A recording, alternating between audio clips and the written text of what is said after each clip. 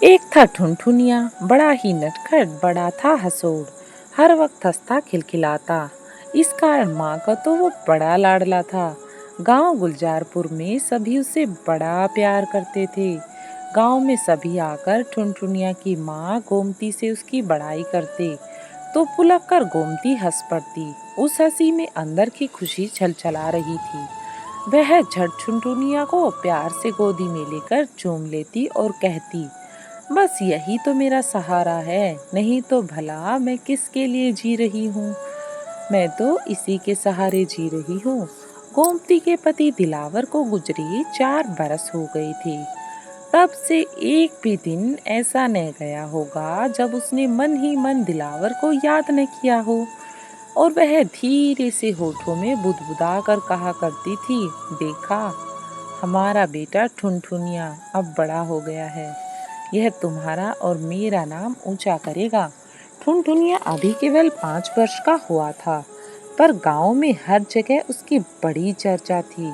जाने कहां कहां वह पहुंच जाता और अपनी गोल मटोल शक्ल और भोली भोली बातों से सबको लुभा लेता। सब गोमती के पास आकर ठुनठुनिया की तारीफ करते तो उसे लगता, अब जरूर मेरे कष्ट भरे दिन छूट जाएंगे। आखिर ठुनठुनिया है ही इतना अच्छा। ठुनठुनिया अकेला होता तो माँ से भी खूब बातें करता। एक दिन उसने माँ से कहा, माँ माँ, सभी कहते हैं कि मैं लोगों को हंसाने के लिए पैदा हुआ हूँ। क्या यह सच है? क्या लोग मेरे बारे में सच बोल रहे हैं? मैं क्या जानूं बेटा, गोमती मन मन मुस्कुराते हुए बोली।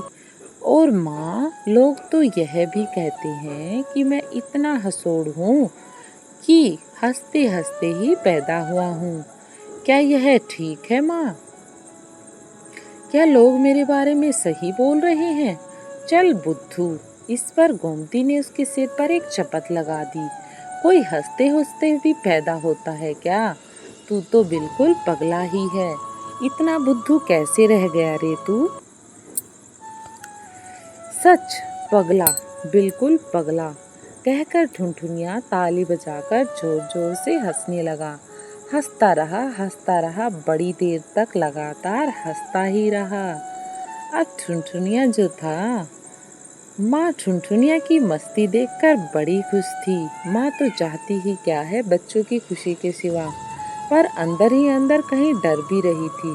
शायद वह सोचती, हाय कितना भोला है, कितना लाडला है मेरा बेटा। राम करे कहीं आगे चलकर इसकी राह में कोई मुश्किल न आए। इससे प्रभु इसकी रक्षा करे।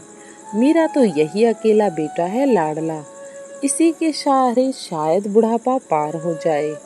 सोचते हुए गोमती की आंखों में रह रह कर आंसू छलक आते।